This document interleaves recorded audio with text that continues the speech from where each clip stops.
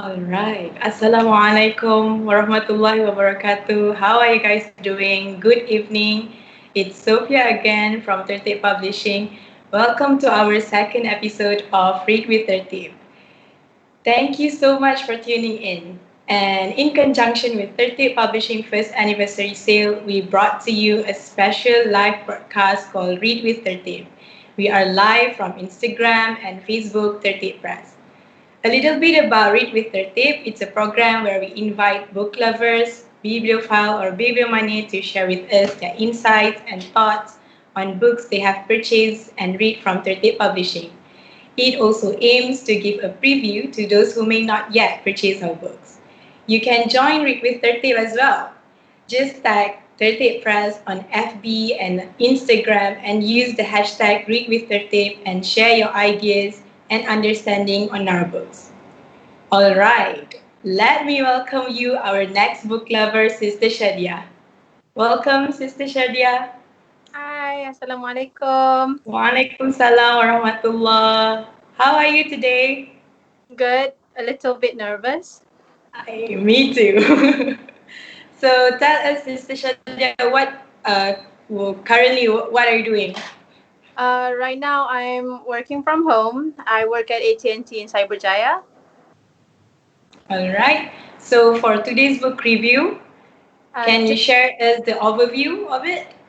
okay, I'm gonna review a book from Sheikh Yahya Ibrahim. The title of the book is Love Stories from the Quran. Right. And it tells of love in every aspect of it, the beautiful, the ugly, the happiness that it can bring, and the sadness. But the basis of it is love is patience. Yes, I can't wait to hear the full review from you. So yes, without further delay, I think I'll give the floor to you, inshallah. Over. Okay. Hi, my name is Shadia. Um, so first of all, I'm gonna tell you about how I came to know about 30 Publishing. I know about it from a friend of mine. She showed me a book that she was reading, and I asked, "Oh, where did you buy this?" And she said, "Oh, you should visit this website, 30.press." So I went to the website, and I guess when I was scrolling, luck was on my side. It so happens that they were having their 1 year anniversary sale. So I was scrolling and I found several books that I like, and it just so happens that two books that was really interested in were sold as a combo, and also it comes in an ebook version. So I was glad because I prefer ebook rather than a paperback version because it's easier and it's convenient. So the process is that you buy the book from the website, and then they will send it straight away to your email. You don't have to wait long for it to arrive to your house. You can read it straight away. And then once you have received it in your email, you would need to download it. And the process for me, I'm using an Android. For me, I have to have a zip extractor file to be able to read the book. And then I use the app called Lithium to actually read the book. So it's gonna come up like this. If you can see, this is the book that I'm gonna review, Love Stories from the Quran. So you just open it and it goes like this.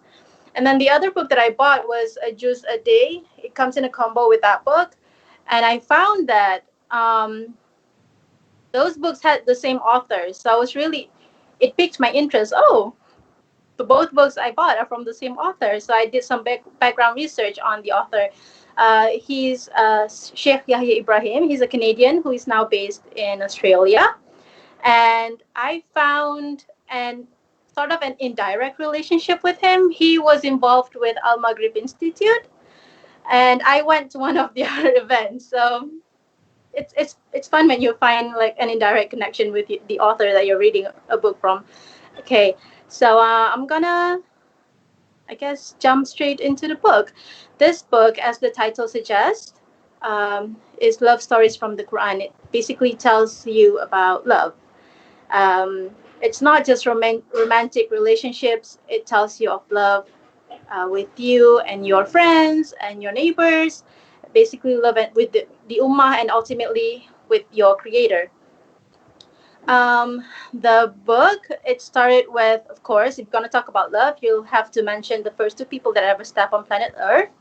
It started with Prophet Adam and his wife Hawa, and then there are also stories of Nabi Noah and Prophet Ayub, Prophet Noah, and a lot of other prophets, which I think you can get lessons from when you read the book. I'm not gonna list every names. If you want to know, you have to buy the book to find out. Okay, so reviewing the book today, how I'm gonna start it is I'm gonna tell you three main things that I get from the book. So the first thing is I'm gonna tell you about the chapter that I love the most from the book, and it is the story of Prophet Ayub Alaihissalam and his wife. So, uh, in this chapter, the lesson is that it teaches you that love is acceptance and patience, and also understanding the other half, the other person. So it starts with telling you the story of Nabi Ayub. Nabi Ayub was blessed with richness. He was blessed with a beautiful wife, beautiful sons and daughters. He had lands upon lands, and he has workers. He has crops. He has animals. Basically, everything that you can name.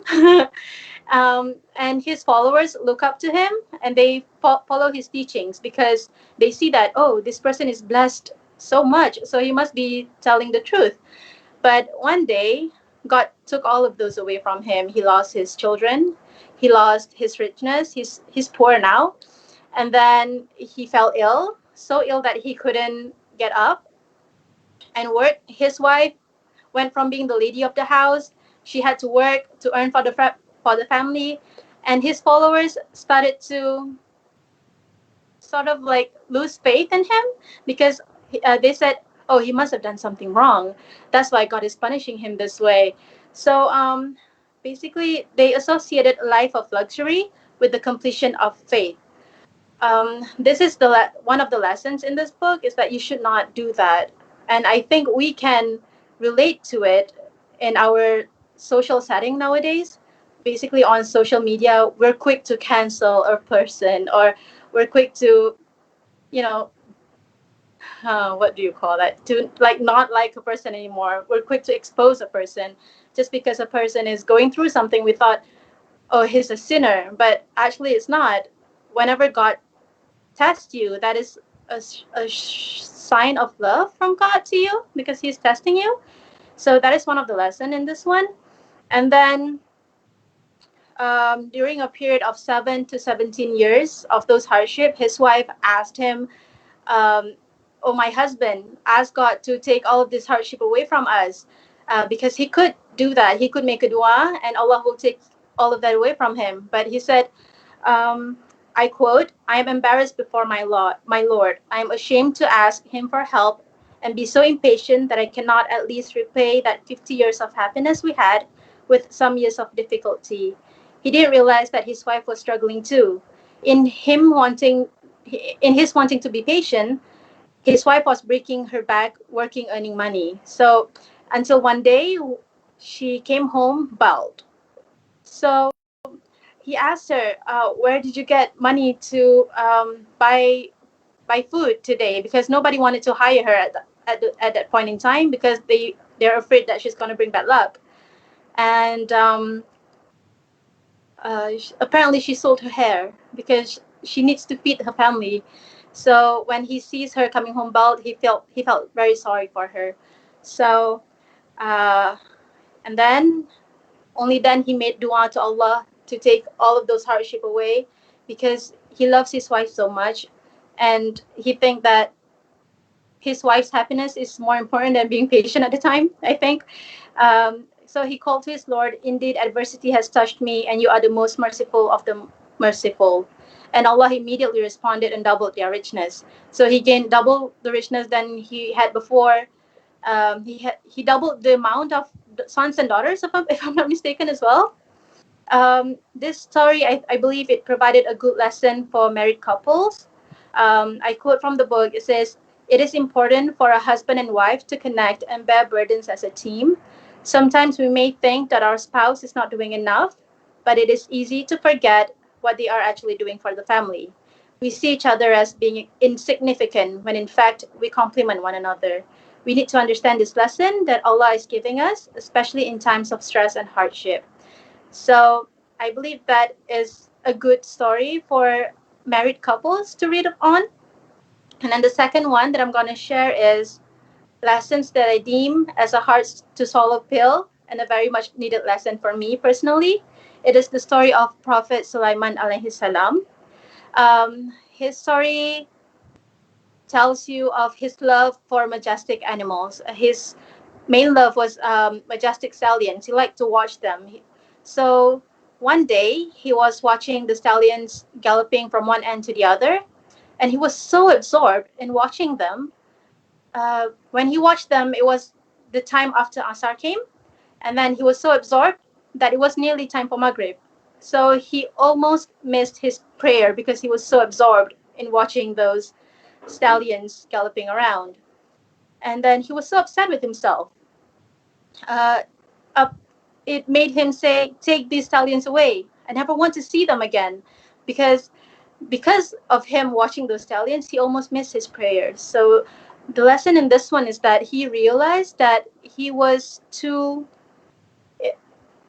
invested so much of his time in enjoying the luxury that God gave instead of um, putting importance on praying first. Something like that, if I'm making sense. So I'm just going to quote. So I guess that'll make more sense then. Um, He said he realized that he had fallen into the error of loving the goodness that Allah had blessed him with more than remembering to thank him for the blessings. So this lesson I needed the most because I'm not sure about everyone else, but I'm guilty of this so many times. I often get too carried away in what I was doing and up until I delayed my prayer. So I needed this lesson. I needed to read this. So I'm glad I bought this book because when I read this, it was like a good solid punch to my face, a good wake up call. And this is what I meant by this book has so many lessons that you can gain from. And then, hmm, I I'm gonna move to the third part of this book. Oh, sorry. About the second lesson, I also love that the author said this. He said, "Do not let our heart become too attached to anything other than Allah. However, that does not mean we should abandon all of the worldly pleasure and live in a dreary state of misunderstood contentment." Basically, in all that we do, we must find the balance. We can enjoy life, we can enjoy everything good that God has blessed us with, but at the same time, we must also strive for the akhirah and never forget, never delay our prayers and stuff like that. So, yeah, I needed that. I'm not sure about all of you, but I needed that lesson at the time. Okay, moving on to the third thing that I love the most about this book is that there are chapters that are very personal and relatable, and it's always personal when it comes to family. And this book has a lot of this. It provides lesson in story of Prophet Ibrahim Alaihissalam. This third lesson has 3 chapters that I like, so bear with me. The story of Prophet Ibrahim Alaihissalam, it teaches you that life is a symmetry. So Prophet Ibrahim has a father who worships idols, and he tried to make him realize, his father realize that he should worship God Almighty instead. But he didn't accept it. Although his father didn't accept Prophet Ibrahim's teaching of serving the one God, only one God, he still make dua for his father. He still loves him. He still respects him all the same. Because uh, in this chapter, the lesson is that if you care for your parents and you make dua for them, Allah will bless you with children who will care for you and make dua for you. Perhaps you might not be worthy, or your parents might not be worthy. Perhaps they are not the best of fathers or not the best of mothers. Or perhaps there were troubles and difficulties in the family, but do not let any of that stop you from loving them, being kind to them, and doing your best for them. Because remember, as you do, will be done to you. And then the one who looks at a person and mocks them for a sin, their punishment in the dunya is that they will fall into that sin. I I like this the most because I feel like a lot of people can relate to this. Like, not all of us come from a very loving family, but the lesson in the story teaches us that no matter what, family is family. So you should still love them and respect them. And yeah. And then from the second story, the lesson is from Prophet Musa alayhi salam's story. He asked God one day, "Oh Allah, who is going to be my neighbor in Jannah?" And Allah told him, "Your neighbor is going to be a butcher." And he asked, why this butcher? I would like to pay him a visit. So Allah lead him to this butcher, and he went to visit this butcher's house. He observed the butcher at first. He didn't say hi or anything like that. He just observed what this butcher is doing. So the butcher was selling meat, but he kept the best quality of meat aside. He sell everything else, but the best quality he kept it aside. And then once he finishes with his work, he went home. Prophet Musa followed him to his home, and he sees. I think at that point he greeted him, and then the butcher invited him in. After that, he observed the butcher again because the butcher sort of did not pay attention to him. Instead, he went to his mother. He bathed her. His mother could not get up. He bathed her. He feed her. Those best quality of meat were meant for his mother. And then he put his mother to bed. Only then he served Prophet Musa alayhi salam. And then Prophet Musa asked him, "When you feed your mother, I hear her whispering to you. What did she say?" And then the butcher said, "She make dua for me. Every time that he feed her, she would make dua for me. Every time that he feed her, she would make dua for him." So basically, the lesson is that the love of Allah follows the love of your parents. So if you love your parents, Allah will love you. And the pleasure of the Lord is in the pleasure of the parents, and the displeasure of the Lord is in the displeasure of the parents. So that's why no matter what, you have to treat your parents kindly. And sometimes you do something, or rather, you don't do anything, and it's not your fault, but your parents blame you either way. They scold you and get angry at you, and you feel sort of betrayed because it's not your fault. And it's hard to, it's hard to not be angry when you're not at fault and you're scolded. But then there is also another lesson in this chapter that said the fact that Allah would move your parents' heart and anger towards you is a sign that there is an imbalance between you and Allah.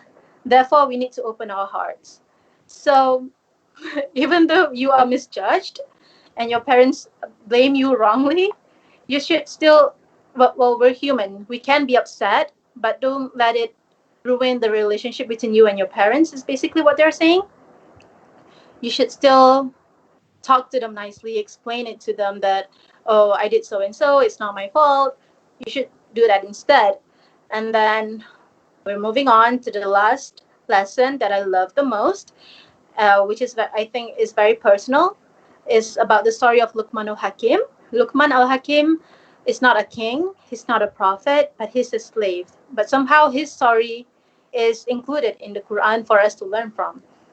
And if before this, the first two chapters teach us about how to be good children, the story of Luqman al-Hakim teaches us how to be good parents. Although in his story he was giving advices to his son, but if you reverse the advice, I think it could be used as a good parenting skill instead. That's how I perceive it. He said, "You have the lesson in this one is that you have to be conscious of Allah. Whatever you do in life, you measure it by what Allah seeks and what you are willing and able to do, seeking Allah's pleasure." And Luqman al-Hakim said to his son, "My dearest son, do not ever think of me as an authority in your life greater than Allah. Do not ever lie to me to save yourself from me and think that you have hidden it from Allah. A person may say, 'I pray, I fast, I am generous, and in everything in my life, I seek the path of Allah and what is equitable. In everything I seek from Allah, I seek to do the best that I can. So why is my life full of difficulties and hurdles? So I guess this answer ties back to the story from Ayub Alaihissalam. Hardship is love from Allah subhanahu wa ta'ala. We need to remember that. So don't be quick to judge, or don't be quick to be sad or frustrated when things don't go your way.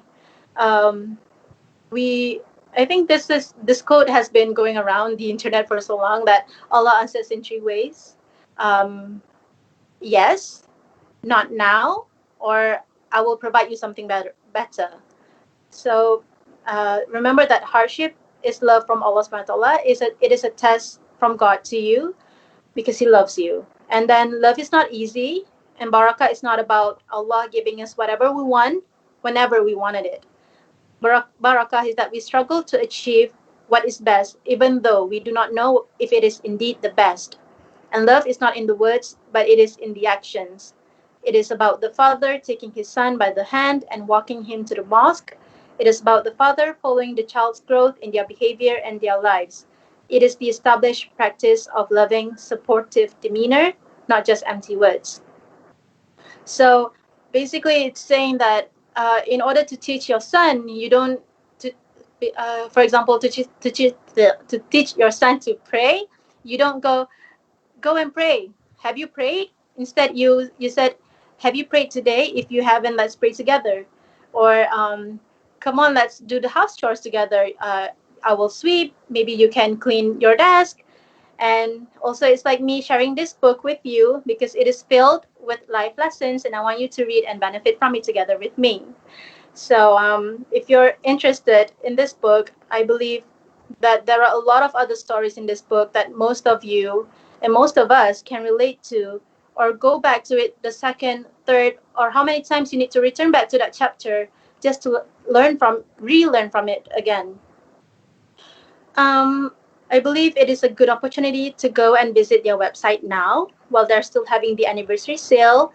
Maybe you will find a different combo or single paperback book or ebook that you might be interested in. I know that they also have a video contest going on, and they're providing free previews right now, if I'm not mistaken. So if you like it, go check their Instagram or Facebook to Tertib Press for more information.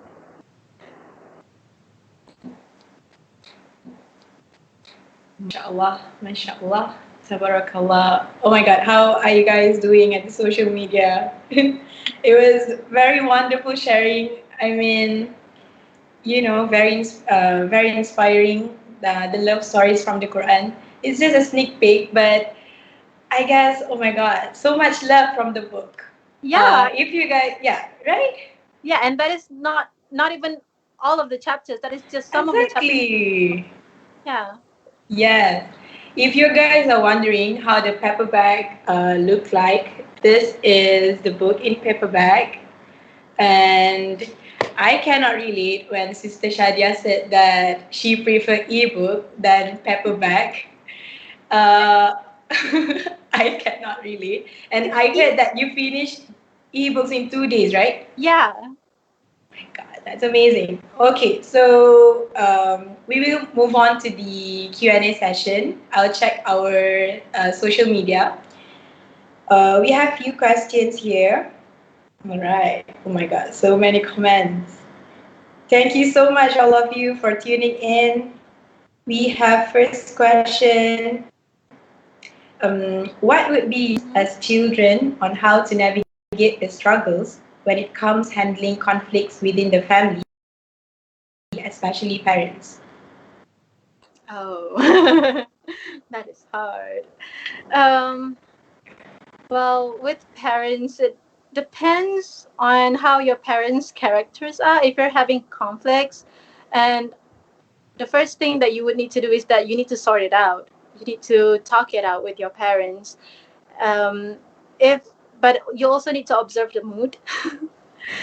So if you need to give them some time, give them time. But if your parents are the kind of person who is okay with you talking to them like straight away, then do that. Definitely do that. Tell them truthfully what you feel, let them understand where you're coming from. And but yeah, like I said, if they need time, give them time and approach them slowly, and make sure you use good words to them. Yeah, or buy them flowers or cakes. Before you confront them. Yeah, basically. All right. Okay, next question. Would you prefer to read from ebook moving forward, or you will still get a physical book also in the future? um Before this, I do enjoy paperback versions, but once I started working, it's easier for me to just have ebooks. And I love that, ebooks have this highlight function. And I have so many highlighted chapters in this ebook. I'm gonna show you a proof. See, I highlighted a lot of the chapters, Wow. the lessons that I learned from this book, and All it's right. easy to go back to it. Mhm. Yeah, you carry your phone everywhere so you can read anytime. So you still prefer your ebook rather than a physical book? All right. Next question. In your opinion, how do you sustain love?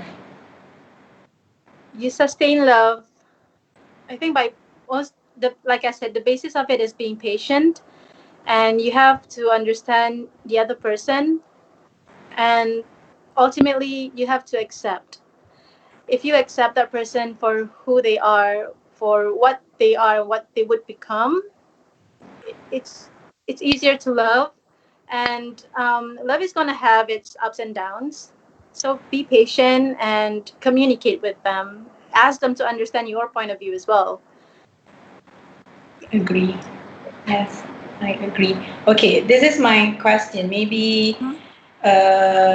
because as a person who, yeah, I cannot relate when you say you love ebooks, but I would love to. I mean, I would love to read ebooks as fast as I read the physical book. So maybe you can share with us the tips and tricks. When we are reading an ebook from a phone or any Mhm. device, we easily getting distracted, from the WhatsApp notification or the Instagram notification, and then we move, we kind of, from read an ebook, later we found ourselves on Instagram. Maybe you Well, can share with us. I did that too sometimes, whenever I'm reading and then I saw a notification coming in, and then I'll forget about my book. But I have this habit of ignoring people when I'm reading. Oh, So wow, that's if I good. don't respond to you, that means I'm reading. Wow, wow, wow. Yeah. Your But ebook is your and also, priority. this book is easy to finish. I believe it's because of the wording that they use. The author uses very simple words. You don't have to pick up a dictionary to open and to just to be able to understand a single line.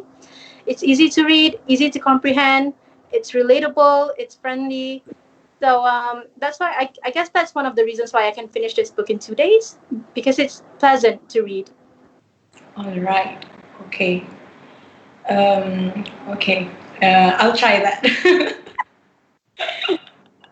I'll try that tips. Okay, Sister Shadia, any last words from you? Uh, any last words from me is that you should give a chance.